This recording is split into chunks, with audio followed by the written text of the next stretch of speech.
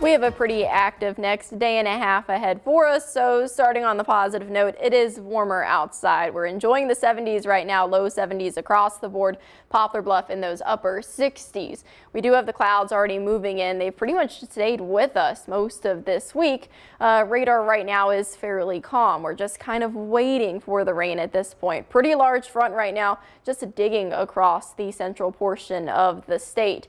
In the next couple of hours, the front will continue to travel off to the east, and then we'll start to see that rain chance begin to move in. So here's the front right now, continuing to push. That stationary front then moves in. We see that first round of rain pretty late tonight, beginning as early as this evening. Gets a bit heavier, and then the second round we're watching is for tomorrow evening and overnight. The low is going to cross right over us. We see some pretty heavy rain with this, the chance of flooding, the severe threat also elevated. So keeping an eye on all of that. As far as the hourly forecast goes, we're staying very warm, temperatures somewhere in the 60s for the next couple of hours. The rain chance fairly isolated, increasing by the evening, quickly climbing to 80 and then 100%. We can also see the wind shift, knowing exactly when that front is going to cross right now out of the southwest, in a couple of hours out of the northwest. So today, just tracking that evening rain and storm chance. For our Friday, the heavy rain really beginning to pick up, the flooding threat really increasing as well. Greater chance to see some storms also.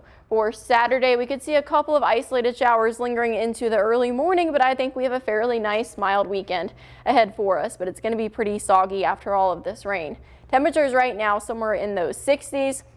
Cold front pretty close to us, seeing the warm front begin to move in by this evening. Isolated chance into the mid-evening by 8 o'clock. It really starts to ramp up. The showers move in from the west by 11, a little before midnight. Pretty widespread heavy rain, and that's going to continue for the most part overnight tonight. So as you're heading out early tomorrow morning, your morning commute, kiddos at the bus stop, chances are it's going to be raining pretty hard. Still continuing, this front just stalls. So tomorrow at lunchtime, still seeing the heavy rain. Commute home, still seeing the heavy rain. And then by tomorrow evening, that low pressure begins to cross as well. And that's when we can maybe see a couple of those stronger storms possible. Temperatures are staying fairly mild. The severe storm threat, we were recently upgraded. We now have that enhanced risk. That's a 3 out of 5 for our southernmost counties, but everyone under some sort of threat. Really watching, for the most part, the highest risk by far is flooding. We're expecting a lot of rain in a short amount of time. That doesn't mean the wind chance isn't completely ruled out. That's our second highest risk. Possible isolated brief tornadoes, some of that hail also possible, more so tomorrow than today,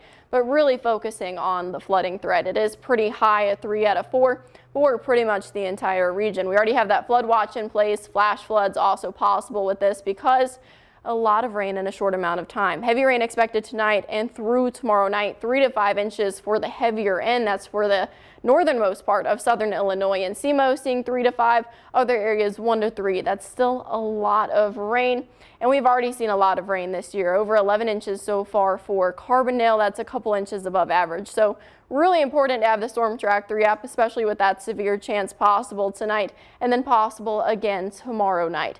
Temperatures staying fairly mild. We're somewhere in the low 70s for today, dipping into the 60s tomorrow as that front and system crosses through. Heavy rain really, again, it's going to be the big story, really watching that flooding threat.